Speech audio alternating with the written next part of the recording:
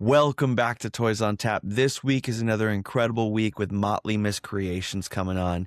He comes on and talks through his insane sculpting ability and his dope resin toys. If you want more Toys on Tap, the way that we get more is if you like, follow, rate, review. That gets the podcast into more ears, gets more listeners, which lets us do more stuff. We love the support. Thank you so much. If you have not rated or reviewed the show, it costs you nothing and it means the world to us. So please go rate and review wherever you get podcasts. It means the world to us. If you want to follow us on all socials to keep up on what's going on, at Toys on Tap, that's where you're going to find all the stuff. We are in process of moving our website as well. You'll notice that we are going from toysontappodcast.com to toysontap.co. We wanted to do that because we are not just a podcast anymore. We are so much more, and we're not just a shop on Big Cartel. We're a lot more. So we're transitioning. We will not make the full transition from Big Cartel until after DesignerCon. So get ready for that move. And then we will shut down the old site because we want to make sure that everyone gets all the items they've ordered from that site. Now let's get to this week's episode of Toys on Tap. We had such we have this long running history where we did a project so long ago, and then that was lost connect. I found you through someone else. It was like a hired thing, and then didn't ever see you again. And then I saw you at CollectedCon, right? Yep. And it was so long that when I shook your hand, I couldn't even remember who you were, which was like the worst thing in the world. It's always the worst to go through that. Well, I mean, we never met in person, so. Yeah. And you, I have the piece right here, and we'll talk about that and everything. But, yeah, it's always such a funny, deflate to the ego when you're someone shakes your hand, they're like, I don't remember you. Yeah. But this episode's about you, and we're going to get that memory going. Please introduce yourself. Tell us who you are, what you do. So my name's Brandon. I'm the person behind Motley Miscreations. I make toys, both resin and vinyl. And, I kind of tinker around in everything, but, yeah, I guess I would say that I'm a toy maker. That's, the hope that we all use that as a tagline. Seeing you, what's crazy is we've tabled at events together. You have been, you're either with, was it Spumoni Toys? Yeah. Him and I have done 4 years together at DesignerCon, and we've done a few other shows together now. Yeah. And so it's crazy, having that one moment and then seeing you guys on the map and then never, I don't know what it was, but we're going to get down to it. You're a toy maker, which means toys mattered to you, growing up. And, that isn't something that gets said past a certain generation. So tell me about the toys that you played with, the toys that kind of changed your world as a kid. I would say the early toys that I remember being a little obsessive about was Battle Beasts. Yeah. I would go to KB Toys with my mom, and she would sit there as I pilfered through the entire stack of the cards and trying to find one with two swords, because it was the packs came with the two figures, and each one of them had the weapon that came with it, and I always just wanted swords, and I could never find one with two swords. My mom would be like, okay, that's great, just pick one now. I'm like, no, but I got to get one with two swords. And she's like, just get two of them, and then there's two swords. And I was like, but no, I need four swords then. She's like, yeah. Oh my God, no, just grab one, let's leave. And I was like, no.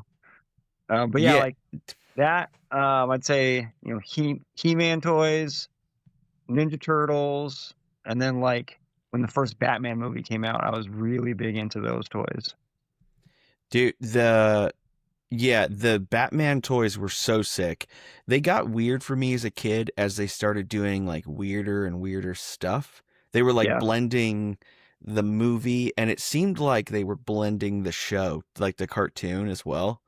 and Yeah. I didn't love some of the toys. But yeah, dude, KB Toys was the move. Growing up, Toys R Us was whatever. KB Toys was where I was for me. Yeah. Yeah. We I had a like, Toys R Us and a KB Toys like in the same town where I grew up, and anytime you got to go to either of them, it was a good day. oh yeah, and what's crazy. I mean, KB Toys went under. There is a company right now that just announced a collaboration with KB Toys, just to produce like pins and stuff. Yeah. So I didn't remember their logo. By the time I started going there as a kid, it was like there wasn't it was just KB Toys. There wasn't like a little mascot, but I guess their mascot was a nutcracker. I don't remember that. I just remember it being Neither like do a I. bright red K and B, right? Yeah. That's Yeah. all I remember, KB Toys. But I guess there was this like maybe early on in their toy whatever, cuz the pins all are like a little nutcracker. Um which whatever. That would have Yeah. never been a toy I bought. Dude, yeah, Battle Beasts was kind of outside of I had a couple of them, but I never bought them at the store. It was a little before me, but yeah, dude, KB Toys was there was Yeah. this moment where my mom, growing up for a little bit of time, she was like, you can have a party or we'll give you $200. And I was like, cool. And as a kid, like, what am I going to do with $200? And I remember her saying, okay, do you want to party this year? And I was like, no, $200. Let's do this. And she was like, what do you want to do? I want to go to KB Toys. And if you spend enough money there, which toys were cheaper back then. So like Oh yeah. Like the 10 bucks amount of, for like a good toy. yeah. And the amount of toys that I came home with, they have a giant bag, which that only happened like once or twice, but it was so rad. I for sure remember that. I mean, going from that, having those moments, collecting Battle Beasts and stuff, do you have any of those from your childhood? But two, when is the Yeah. time in which we just gave all of our toys away? I had a younger brother. So I don't think I ever like gave all my toys away. They probably just made their way to him at some point. Yeah. Um, but it was like a slow transition for me out of like, you know, the action figures, and then, all of a sudden like you're getting older and you're focused on just other things and you don't care about toys as much. And video games kind of came in around there at some point too, where like that was like the big thing that everybody was doing. Um,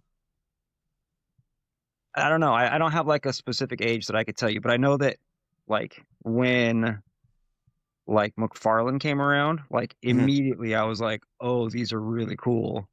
I want to go Oh, back immediately and back at it. yeah, I Yeah. want to go back and like and grab some of these. And then it was like an excuse of like, well, my little brother wants to go to Toys R Us, so like I'm gonna go with him and go look and see what they have. Yeah.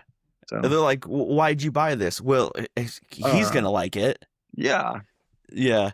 He Do doesn't know how you to read. remember? But that's fine. Do you remember the first moment?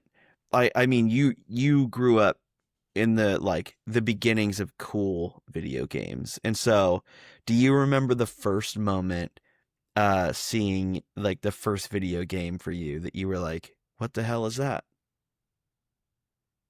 I mean, I remember playing like the original Mario Brothers when we Yeah. when we got a Nintendo for Christmas one year, and like obsessing over that. But like, we had like a Batman video game on the Nintendo, Mhm. and I mean the graphics in hindsight were nothing compared to what we have now.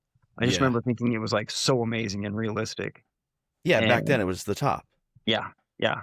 But like we all obsessed over like the Ninja Turtle, like the 4-player games and stuff like, Streets of Rage and all that stuff. Yeah.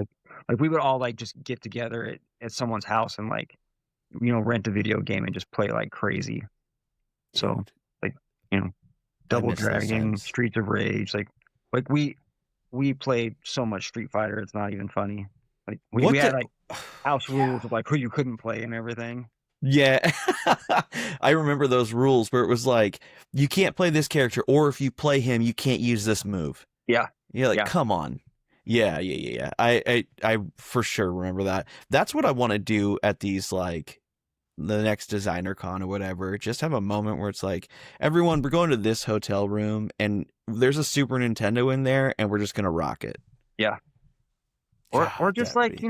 we need to get someone to bring in like, 3 or 4 cabinets that just have like some really good fighting games. Just like, hey, everybody meet over here. Tournament time is on.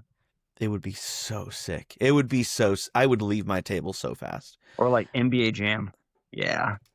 I was never good at NBA Jam. There was that one, and there was a hockey game early on that I just was trash at, and it didn't matter how bad I was, I would still play. Dude, Yeah. it sucked. No, I am like horrible at first person shooters. And I can remember in college, my brother would pick me up from class. Like I would get done and he would pick me up and we would go to a buddy's house of his and we would play Halo 2 for Yeah, like hours. And I was always on the bottom of every single possible list. And they would just like crash on me, like, how can you be this bad? And I'm like, I don't know, but I'm having fun. I'm here. yeah. It's I for sure.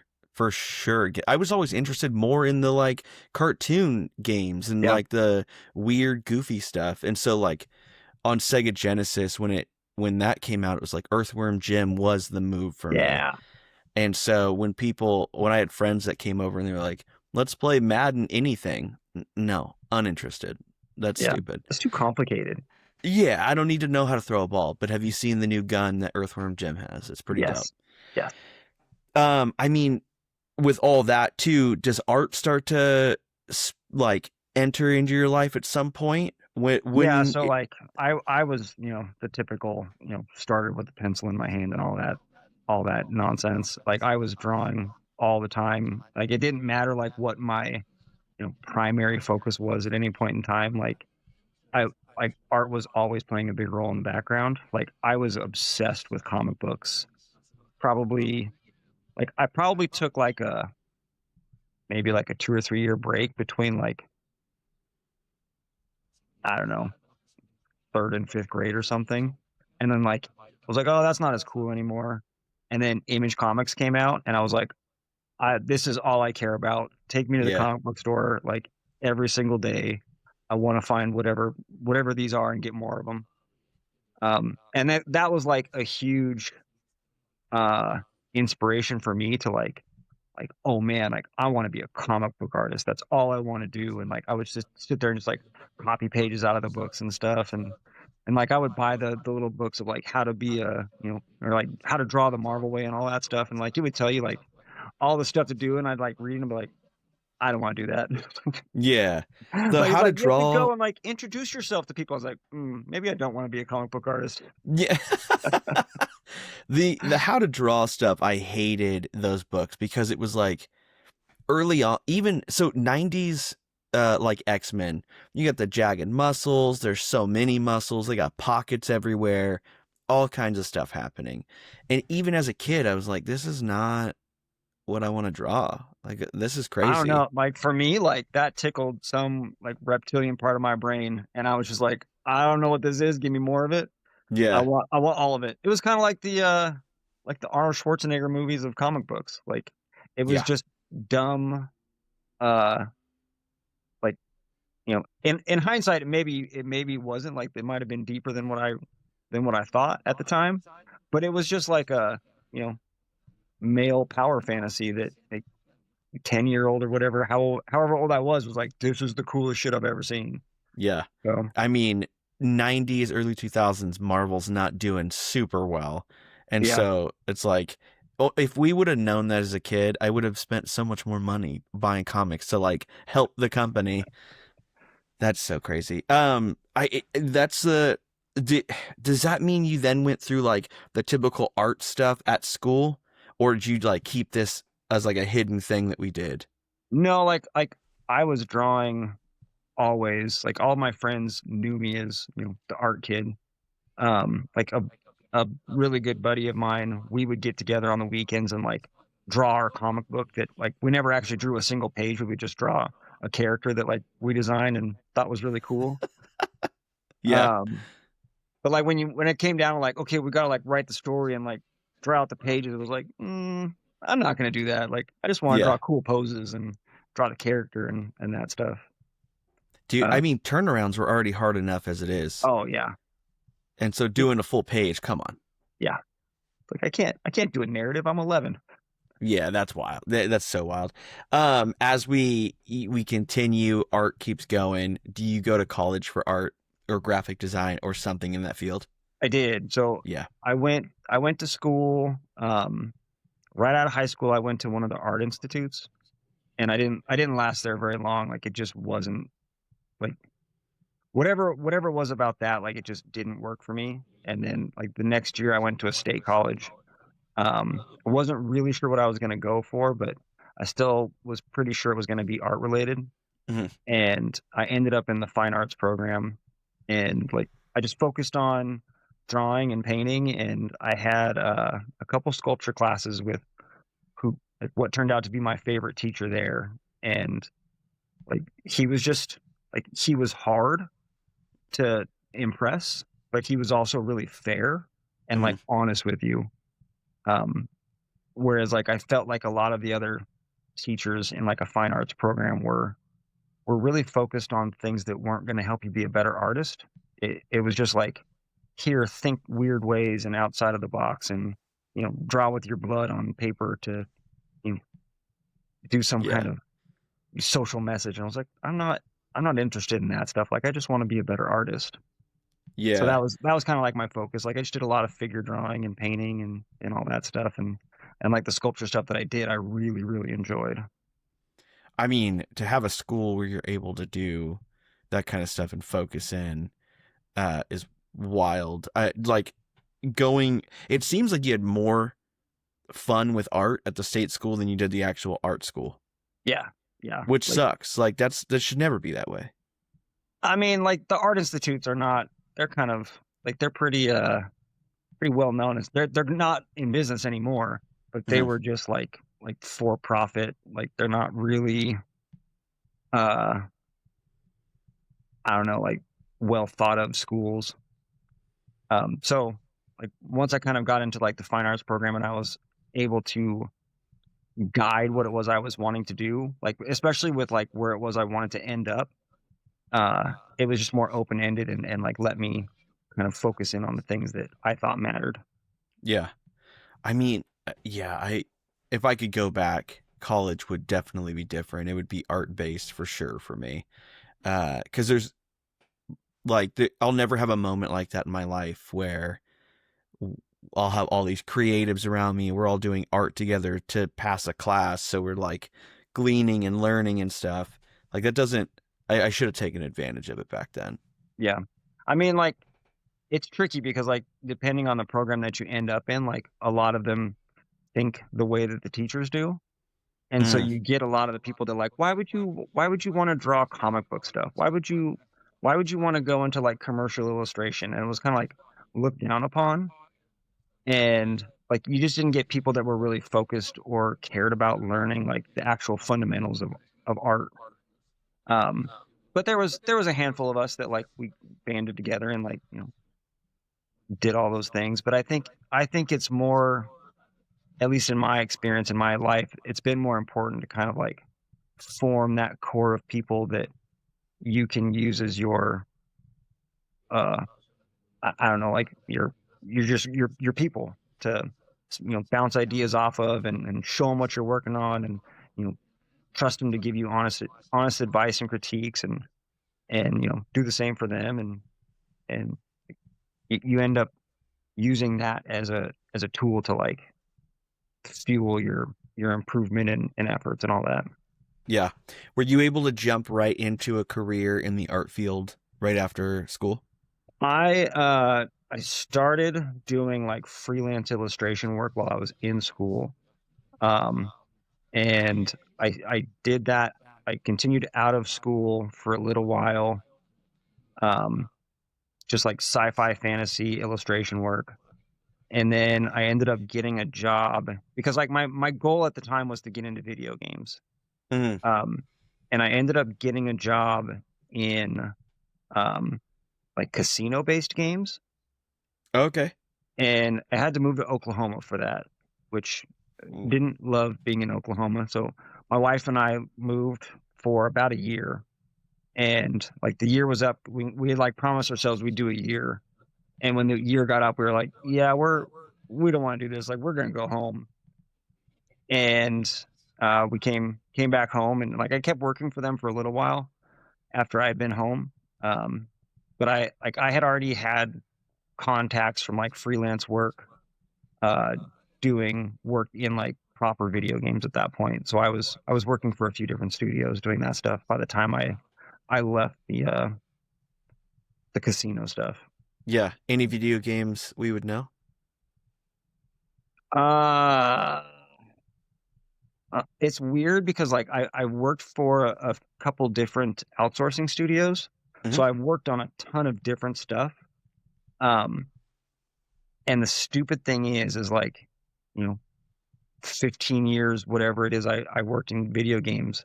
Like it just disappears off of my brain of like what it is I actually worked on, Yeah. because it's all such like random, like so much of it is just disappears, and some of it is just like I don't care about that project.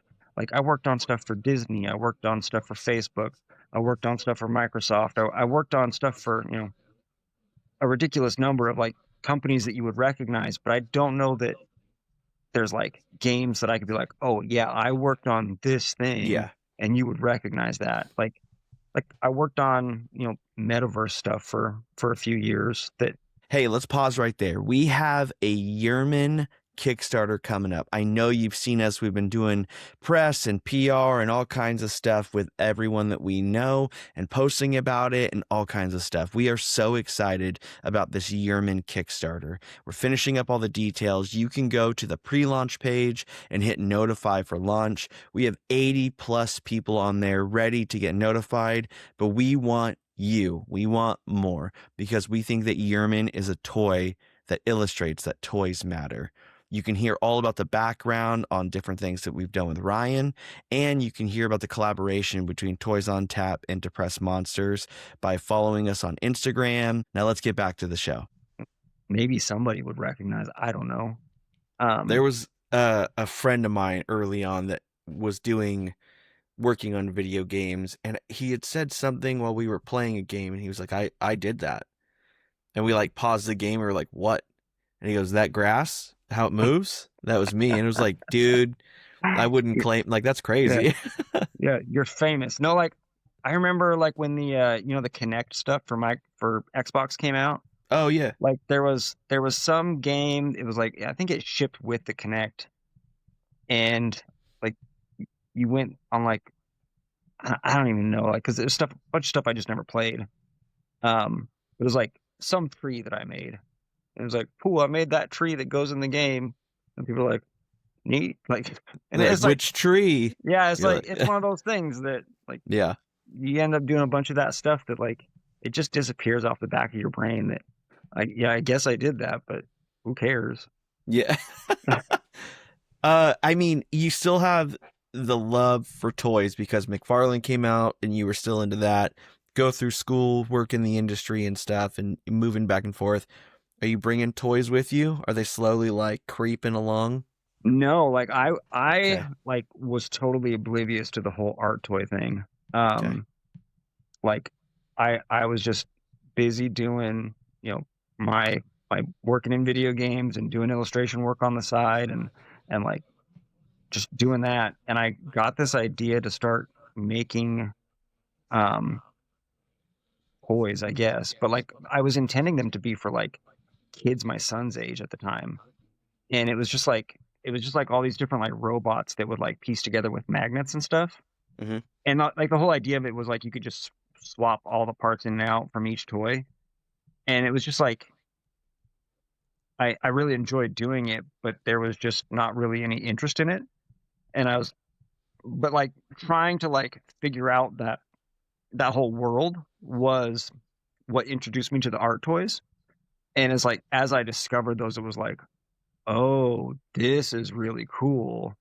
like this is really interesting. I want to try some of this. And so like I from there was just like kind of finding what it was I liked and like, emulating it in my own little way and falling into like what it is that I like to do and chasing that. Yeah, I mean, like, what year is this when you are doing all this stuff? Before I you think even I get to toys? I think I started like, oh wait, before I got the toys. Like right before you get into toys. It's like 2015, Okay. maybe 2016, like somewhere in there. Dude, that's early. Like the toy scene is still not that old. Yeah, Uh but like the designer stuff, like the Kid Robot, like yeah. Dunnies and Monies and all that, like that kicked off in like 2008, I want to say. Yeah, around the early 2000s. And so like Um like that was just like I had seen them, but I didn't really know what it was. And like I don't know if you have ever seen the Spectrum art anthology books. mm-mm. They're like I don't know if they even do them anymore, but like yearly they would come out with like a book of like the best work in any given category in like the pop culture art world. So it's like illustration, you know, video game like concept art and stuff like that, editorial illustration, like, and they had some sculptural stuff in there as well. And like I know that I had seen like bits and pieces of it in there, Mhm. but not to the point where it was like my brain was firing off of like, what is this? Show me more, tell me more. Yeah. Do you know, it's funny that you say that. I can't even remember like early 2000s and then going to college and stuff. Like designer toys were not a thing I ever looked for or saw anywhere. Yeah. And even if I would have seen it, it wasn't memorable enough for me to care. And so I like that is a weird spot about that. So 2015, we're about to jump into toys, but one of the things that is insane about you is your work as a sculptor and how incredible that is. And but that's not where you start, is it? Where do No. we start with toys? First, let's talk the name, Motley Miscreations. That is at every like place that you've tabled at, that like it's there on the table, and so it's your name, it's your thing. Where does that like pull its roots from? So I had a dog named Motley, Mm, and like it was right around the time that I was like jumping into trying my hand at like proper art toys rather than like making the stuff that like I had envisioned for like kids to play with. And we lost him like right around that time. And I just was like trying to come up with a name, and I was like, it'd be really cool to like do something to honor him because like he was such a cool little dog. And um a really good buddy of mine was like, I really, really love alliteration. So I think if you're gonna do something with Motley, you gotta like you gotta do it the second word with another M. And I was like, all right, like so I was like bouncing ideas off of a buddy of mine, and like he's always been like this crazy um he's just like got this weird skill for coming up with names and puns and absurd ways to just like link things in his brain. That if you just show him something, he's going to be able to like toss back something that you would never have come across in your entire life on your own. And like he just immediately like threw it back at me and was like, "Yeah, I like that. Like, let's go with that." yeah. So I So, mean, some of the best names don't come from the artists themselves, or they come up oh by yeah. accident. So, um, what are the first pieces of toy art that we're starting to work on? You get the name, and then what is the thing that we jump into? So Yeah. I had done like the robot things that like they the very initial Hey, let's pause. Are you trying to get out to more people? Toys on Tap has the podcast. We have a successful newsletter. We post regularly. If you're looking to get out, you can choose to sponsor the show. Send me an email, toysontappodcast@gmail.com. Let's talk. Let's get your name, your brand out there. Now let's get back to the show. Prototypes of those were like just 3D printed, and I would like I pop them together with like sockets and stuff. And after I was like, I don't think that I'm going to pursue this like I wanted to.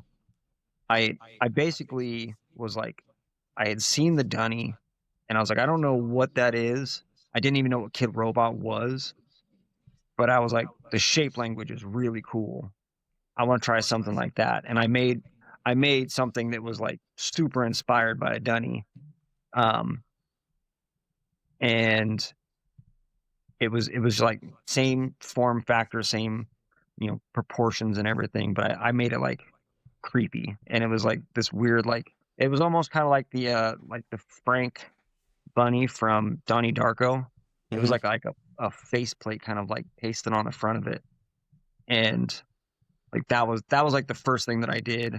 And then after that I did this thing that I called King Creepy, that was like, it was just a little doodle that I had come up with during a meeting at work, like on a post-it note.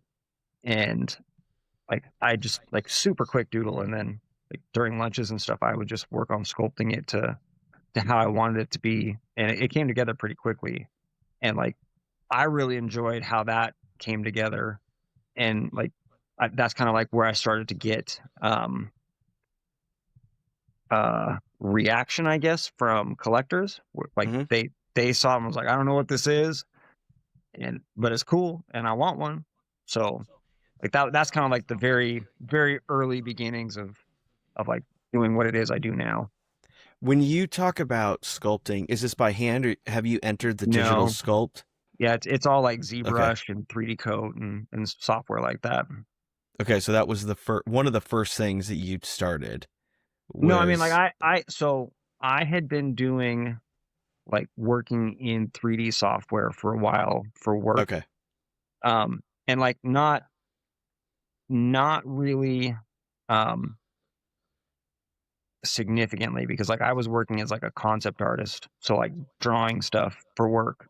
And I would go and harass like the other like guys at work. I'm like, hey, how do I do this?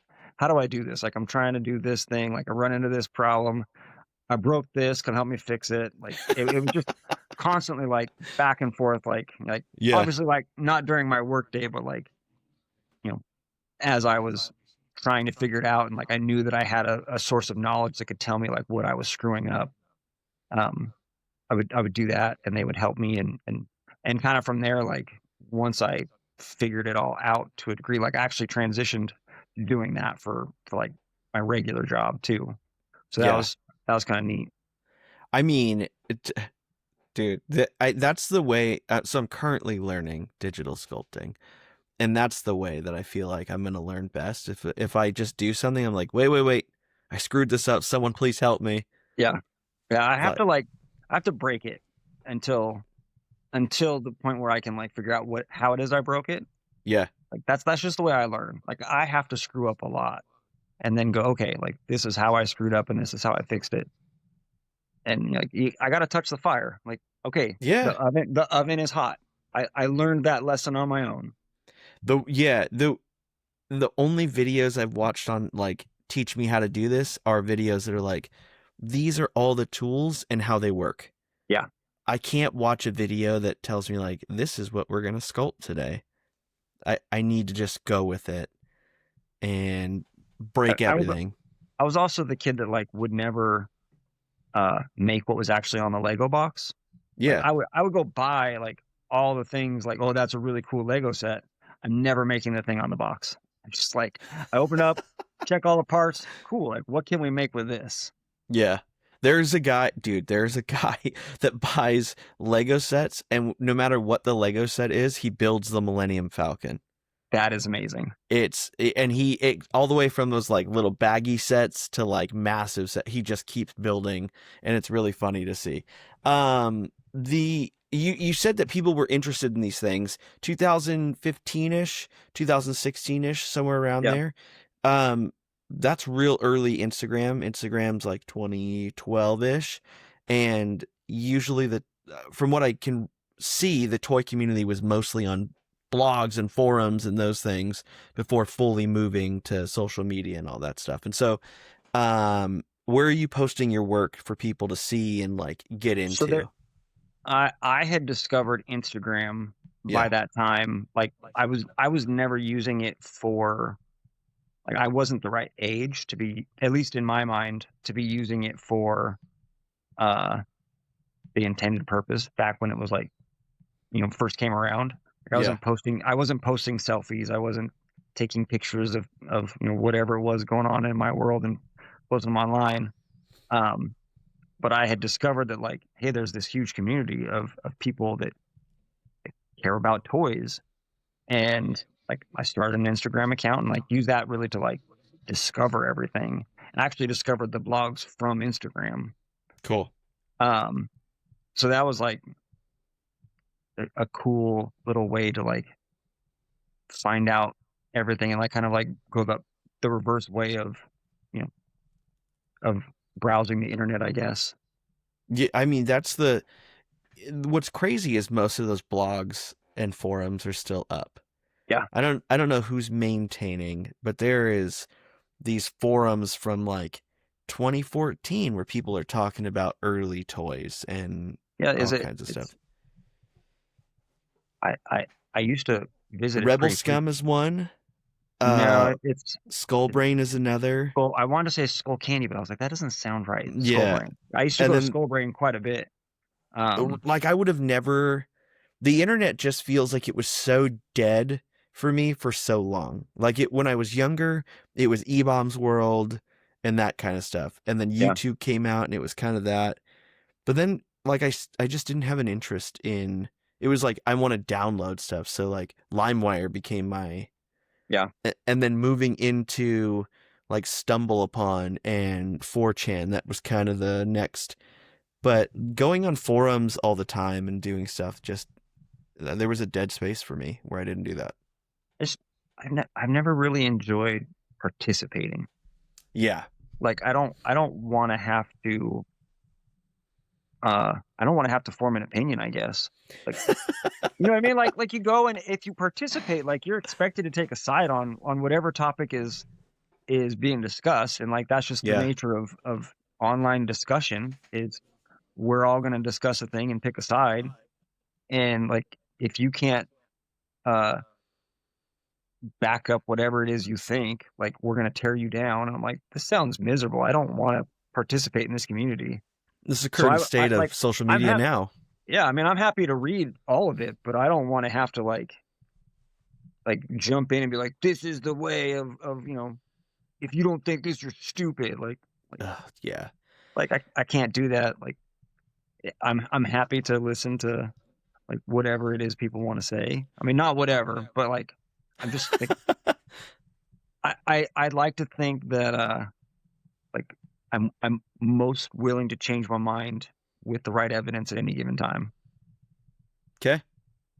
That's And good to know. like that's just that's not the way the internet works. And so I tend to not vocally participate. Yeah. I like to listen in the background. My wife is very gray area and my brain functions as like black and white. Yeah. Black and white can get you in a lot of trouble online. Yes. And Yeah. so I can't tell you how many times like there's been a whole comment or a whole paragraph typed out and then I take 2 seconds to think about it and it's like immediately deleted. Like I'm not even what's the point? Like I'm not gonna Yeah. scream into this cave of social media. Yeah. No, my older brother is like that, to where like if he is like online, and like I've noticed that like he's just not online anymore, to like, so he Mm-hmm. just doesn't do it, but like he will never back down from an argument. And like, Oh yeah. and I'm like, I can't do it. Like, you're not convincing them. They're like, it's not happening. You're just like furthering the conversation to just keep arguing. And like, if you can't recognize that, like, you're arguing with stupid, that just makes two of us, right? Yeah. Like there was a thing that was like, if you sit down at a table of 7 fools, there's now 8 fools at the Yes. table. Yeah. Yes. Um, so you're sculpting and doing this. Does that mean you're 3D printing these, or like getting these out so that people So, can like have hard copies of them? so yeah, like I from the very beginning, like what I was, I guess from the very beginning of the design of like the art toy stuff, like I was mostly interested in mold making and resin casting. Like I would get my master and get it like as good as I could get it, and I would make silicone molds and do resin casting. Mhm. And that was just what uh seemed like the logical solution. And it was also like here's this process that you're gonna work on for whoever knows how long and refine and like keep chasing the best way to keep doing this. And like that was just interesting to me. So Yeah. Which it was then easy to spend time on. you're then finding like how to make molds, all that stuff, either from the Oh, I time that mean, you were in school or people you like found. none of that stuff I went over in school. So like it Okay. was all like talking with people on Instagram, like sending them a DM and being like, "Hey, how do you do this?" And like being like the people just being willing to share their time and knowledge and information, and be like, "Hey, this is what I do," and it was amazing because like in hindsight, like you wouldn't have expected them to be so willing to share their knowledge and their information, but maybe it was just like at the time and that particular state of the world and the scene, like it was just, yeah, this is what I do. Here's the information, which is Yeah. like the reason why uh I try to pass that along as much as I can. Like I don't like to keep secrets about things. Like I'm not like a like, oh, I do this thing and I'm not going to tell you how to do it. You got to figure it out yourself. Like I'll tell you everything you want to know. I Yeah. mean, as long as it's like, you know, I don't know, like process, you know, Yeah. materials, tools, like any of that stuff. Yeah. I mean, gatekeeping, I have a real problem with it in general. With people help me in the beginning, and now when I hear about it, it's like, what are we gatekeeping for? Like, what the hell? Yeah. Like, either you give them the information, or you make them play this fun game of hide and seek where they got like you were the person they found. Now give them, and Yeah. so I ran into an issue outside in like my day job where we're working with a PR firm, and I asked for a phone number for someone, and they were like, "Sorry, that's proprietary." And it was like, you dumb piece of like, if I find that phone number outside of you, we might just fire you as a company. Like that was so crazy to say to us. Yeah. And yeah, so it's a deep, especially in communities of art where we're supposed to be like figuring out how to do art together, and art's supposed to be this collaborative effort. And instead of figuring out like, oh, we don't like, we want to make money, so then we're at odds with each other. Those don't have to be The, exclusively how we act.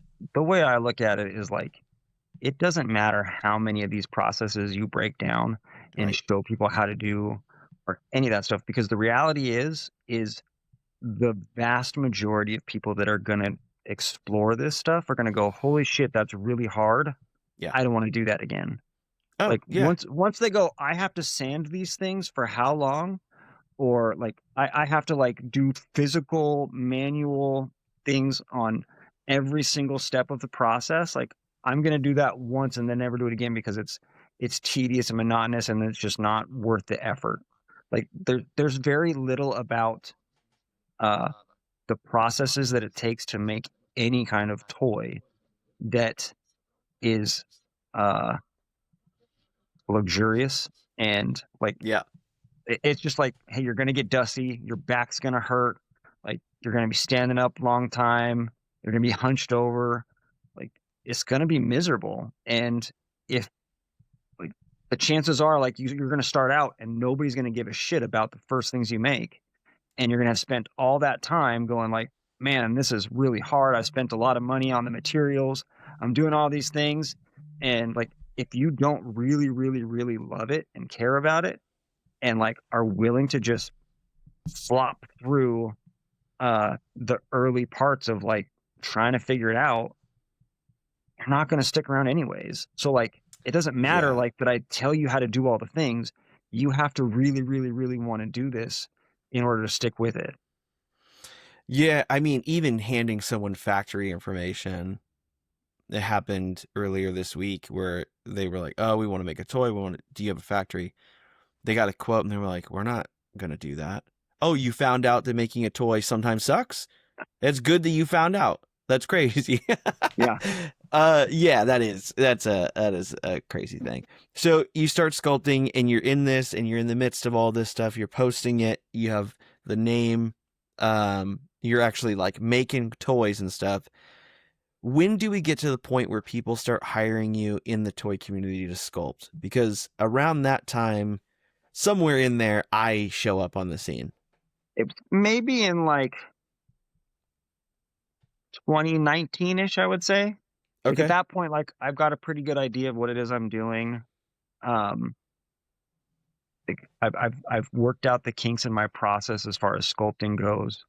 I feel confident enough to be like, hey, like I can do this for you if you want to hire me for it.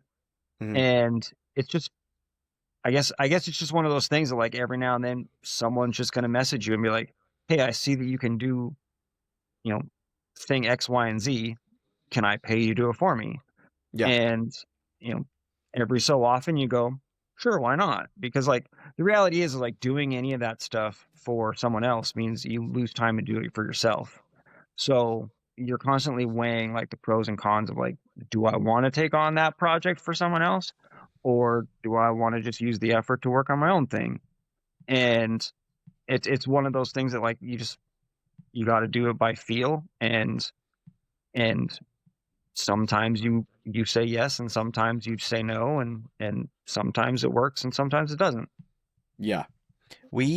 That is a crazy middle ground. So I hire out for a lot of stuff because like as I'm learning it, there's some stuff that I think that we have to learn that we'll never get to a point that's satisfactory enough for ourselves. So Yeah. like I want to do comic books at some point. I'm going to hire the illustrator. I'm not going to try to get to that skill level. And even with learning how to sculpt, it's really just for me, and I will continue to hire people to sculpt the things and do those things. But it does like limit what you guys then get to do for yourselves, which is a bummer. I started making toys in 2020-ish. Garbage toys. If you're listening and you bought one of those, I'm so sorry. We all start somewhere, and I did that, and then got in contact with Mac, who I think I want to say maybe 2021 when I started doing interviews, and I wanted to make a toy of an original character, and he was like, "You sculpted for him. You did fungusting, I believe." uh I want to say I would have to like go through all of the vinyl stuff that he has done. I sculpted. Okay. So whatever one of the first ones it was that he had done with you. Yeah, it was like the bigger mushroom. Yeah. So Yeah. when you had sculpted fungusting and he was like, go talk to this guy. So I did. And I mean, in talking to you, it should have been, you had every right to be like, you don't know what you're talking. Like we need to stop this. Cause like I had worked with resin and figuring out how to prototype and stuff. And I, remember building it. So I have a thing on my wall. If I could pull it off, like I adhered it to the wall. It has the original thing that I had sent you because I told you like I can't describe this. The pictures aren't doing well. Can I just send you the thing? And it was like bits and pieces of toys of here and there, um, and it worked out. And I mean, this is so I don't know if we tried to figure out articulation and figure out all that stuff, and we kept moving and kept moving. Like Astron became a real thing, and it was I don't think I've cool. ever seen one painted like that. That's pretty cool. Yeah, this is Dr. Toys did this for me. And there's a story behind it. Like I figured all that out. I tabled it because I was doing other stuff. I got busy. So Astron is born from that. So it was awesome to be able to do that. And then it was like, because I wasn't fully into Toys on Tap as much as I like am now, it was like you and I just lost connection because I didn't have more jobs to hire for, didn't know what I was doing.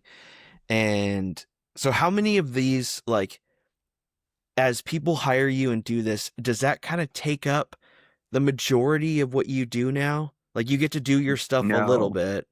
So I've actually, like, these days I do more production work for other people where it's Cool. like molds, castings, like getting the final product out for people. But even then, like, it's still not my main focus. Like, it's something that I take on the side where it's like, hey, like, I can work on my own toy and gamble to see if people are going to buy it, which is not, luckily, thank you everybody out there, like, it's not really a gamble these days to see if people are going to buy it.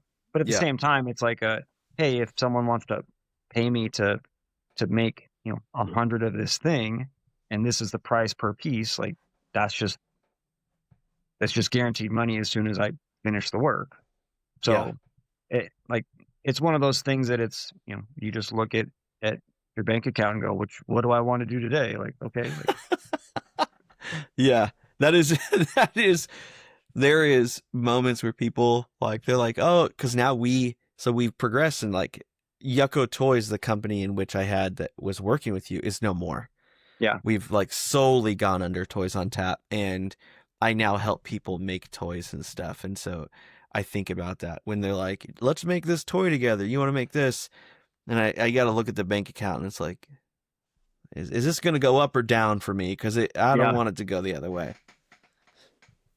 Yeah, that's always the tricky thing when someone brings like a collaboration to you. They're like, do you want to do this? And you're like, I mean, like, in general, yes, I do want to, but at the same time, like, I do have to think about, like, what's that gonna mean, for all parties involved, and like the time investment and like the Yeah, opportunity cost and all that stuff.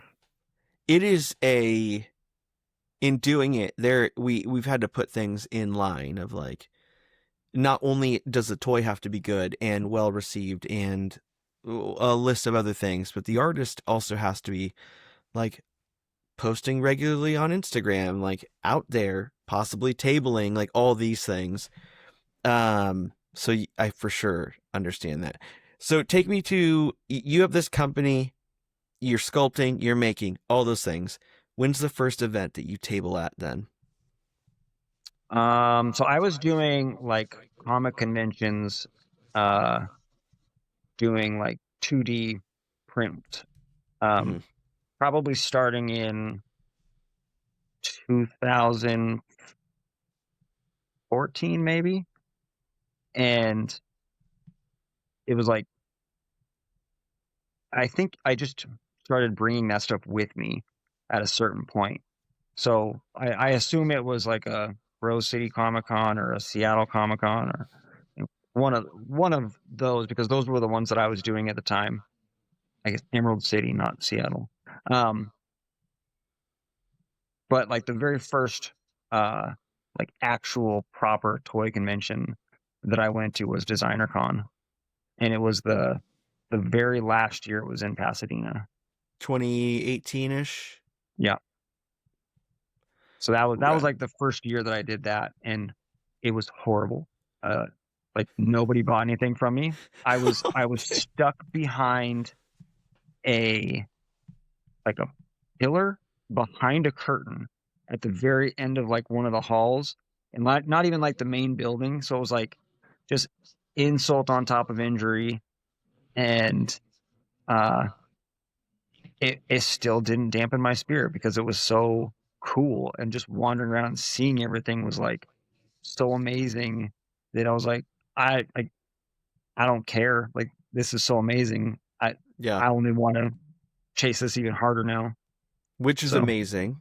And now people go up to your booth, like, and this year you're going to Pasadena. yep. So this year, not only do we get to like cycle all the way back around, but now as someone who people are going to come see and talk to and all those things, Hopefully. hey, Pasadena, like, with how many people that they are, like, tickets are moving so quickly and all those things, to have sold out tickets for a convention that size is wild. Yeah. So if I sell nothing, it might be time to retire. Like, that would be like, there's a lot of people there. One person has got to see what I do. Yeah. That is crazy. And let's talk through that. Because being at a booth where no one stops by, your first time tabling or going to a DesignerCon type thing, how did you not let that stop you? I don't know. I'm sure I rationalized it in my head of like, well, this is why it didn't work, and if I just Yeah. change it up next time, like everything's gonna go better. Like, And don't like, put me behind a curtain. yeah, I mean, that was probably the way that I rationalized it in my head. Um, but it's one of those things that like I've always found that anytime you do a new convention, the Mhm. first year is slow, and like it doesn't matter what it is and who's going. Like, people need to like feel comfortable and familiar with you before they'll feel good enough to spend money with you. And so like the longer you're so out of place and like there consistently, even though it's one event a year, people are more likely to come back and be like, hey, I bought stuff from you last year. I I liked it. It was cool. I'm here again this year. Yeah. And for whatever reason, it doesn't make much sense, but it's also the truth. And like DesignerCon's a tricky one because, and I tell people this that want to do conventions. Like I told Spumoni the first year that he did it, I was like DesignerCon is a difficult place to make sales because the reality is like the big deal people are there selling an exclusive thing, and it's going to command top dollar, and people are walking in the door with a list of like, this is the 5 things that I want to leave the show with, and I might have a little bit of money left over afterwards to go look at random stuff. And the vast majority of people are competing for that little bit of money left over in their pocket that they Mhm. might not spend on food, and they might buy a random toy that they didn't know about before. So like if you don't have people walking in the door going, this is the thing on my list that I'm going to buy from you, it's gonna be difficult. Like that's just the nature of what that show is. Yeah, that is a good point. I it almost becomes like you're marketing all year for the big shows, which I didn't know that I was gonna do Pasadena. So it's like, oh, what am I gonna do? But I'm excited to be able to go and be a part of Yeah. it. And I think there's some aspect of it too of like just being there offers validity into what it is you do. Like being yeah, able to be at the big shows on a somewhat regular basis, like it just makes people go, "Oh yeah, like you do this show, like you're a legitimate factor in whatever this scene is." it And is. Yeah, like you might not yeah, sell those things that you brought to the show, but I don't think I've ever had a year where I didn't sell all the things that I made for the show uh outside of the show. So it's like, sure, I made these things for DesignerCon and they didn't all sell at the show, but they all found homes eventually. yeah. So it's that kind of thing. Like you have to cultivate your community no matter what you do. And part of cultivating that community is being at those shows and convincing people that what you do is cool and relevant, and that they maybe want to look at it and go, hey, like that is pretty neat. Maybe I want that on my shelf. Yeah. I think what's enticing about doing this kind of a show is it takes everyone back down to like we're all on the same level playing field. Yeah. Like I don't care. Like no one's gonna have a corner booth with a massive overarching thing. No, we're all gonna Oh, have. actually, I'm designing a massive overarching. And so I'm excited. I think the hard part is like, oh, the 6 foot space. Yeah. It's like what I now have to buy a new backdrop because nowhere Yeah. else do I have a 6 foot space. So it's like figuring out those little things before we go. But I'm excited. So with all that and everything you've got going on and just cooking like you are, what's next for you? Outside of tabling and those things, what are some, do we get to hear about some toys that are coming up, some things that we're So, doing? like, I had this good piece of advice from, if you know who Deadbird Toys is, Yes, I do. good buddy of mine, good buddies of mine. But I talked to Jeff more so. And he gave me the advice that said, like, I really like to work in series. So if you can set up however many series it is you want, but like thematically, you work on, this is my underwater creatures series, this is my cryptid series, this is my dinosaur series. Like if you can have all those different series and you can dip your toes into them at any given time, but in general, like that's kind of like where you want your projects to fall. Like you Mhm. don't have to stick to it like a rigid thing. Like that's there's no reason you have to do that, but it's a good little format to work in. And so I've already got the next sculpt done for my next dinosaur. Um, I'm just working on getting the master done, and then I'll get going on molds. I've got my next cryptid sculpt done, and I'm probably going to be making the mold for that tomorrow. So that's like exciting for me because like getting to see anything new out of a mold is like Christmas for me. Um, and I've got my let me go grab it really quick. Yes, please. I've got Oh yeah. a guillotine that I'm gonna make. God, that's rad. So I'm gonna double cast this. So it's gonna have like the casting inside of it. It's all gonna be glow in the dark. Like, but I also am like kind of curious about just doing some blanks and like having people customize them. I think that'd be cool as shit. Like, I mean, it, dude, it's my little run a I, competition, like put your yeah. toy in the guillotine. Yeah, it's my subtle little like social commentary. Like I'm not big on that stuff, but at the same Yeah. time, like it's my little message. Yeah. I think that's the way to do it for sure.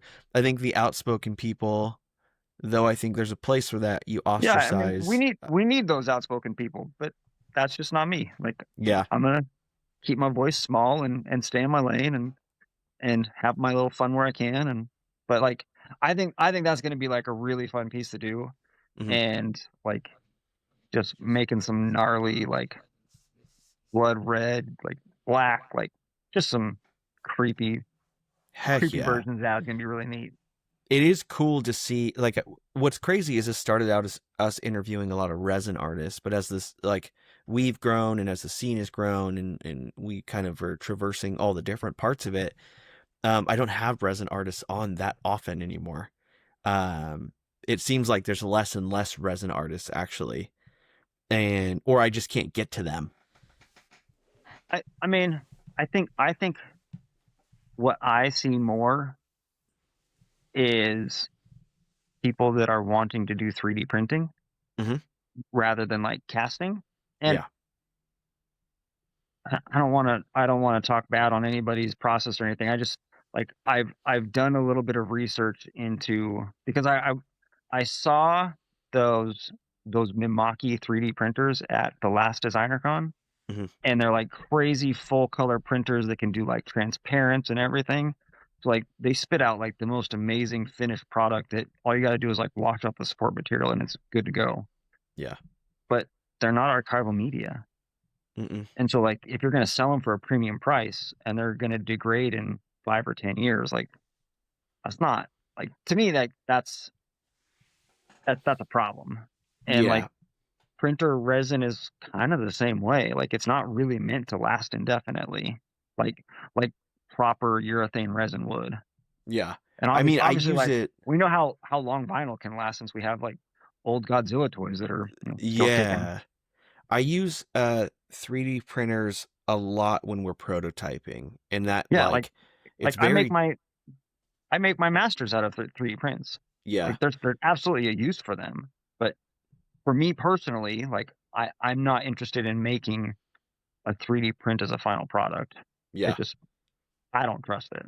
Yeah. It is a it's a little more brittle. I do, you know what's crazy? It's more brittle, and I've had more breakage sending those, like those masters or like those prototypes, than anything else, which Yeah. it is what it is. But yeah, I mean, that kaiju claw that we make, I'm looking at the master right now. It's 3D printed. It was done by a friend of ours. But yeah, that's as far as I go with that. So you're doing that. You have new pieces come in. The guillotine is dope. I haven't bought a resin piece in a long time. That might be the first one we come back to. Is this the you have this show, DesignerCon, coming up? The second one. Are you going to that one as well? In Vegas? Yeah. Yeah, I'll be there. Okay. Any Yeah. other shows on the horizon? I'm still on the fence about the Collected Con in Brooklyn. Okay. Um, I I really like going to Brooklyn, and I really like the idea of a one-day show, but it being so close to DesignerCon, like, I know I'm gonna be going crazy trying to get stuff done for that Mhm. is stressful. Yeah. But Fifth Turtle has offered to let me come over to his house and steal some stuff that I really want. And he's like, "You should just come over after Brooklyn." I was like, Mm. I really want to. I really, really Yeah. do, but I don't know." God, that's enticing. Dude, the last part of the podcast is, I mean, plug in everything, all the stuff, where we can find you, how we can possibly hire you to get your skill set rocking, Uh, and all that stuff. So please, please plug away everything. yeah, I'm on Instagram. Like, I I try to get back to as many people that message me as possible. Like, you'd be surprised at how many messages I get. Like, I have 7,000 followers, which is nothing in terms of, like, Mm. big people on Instagram, but it's absurd the amount of messages that I have, and, like, trying to dig through and, like, find stuff that I did or didn't see is near impossible. But I do try to, like, get back to people if they message me on there. Um, you can always email me. Um, I think you can find my email on my website, which is www.motleymiscreations.com. On that website, there's also a link to a Facebook group that we run, and that's been um, a great little community for us. Like, people are really active on there, and I like try and share sneak previews of stuff on there, and we just have a lot of fun over there. And that's about it for Motley stuff. So it's just Instagram, Facebook, and if you need to get a hold of me, you can email me. Heck yeah. Dude, thank you so much for coming on Toys on Tap. Thank you for having me.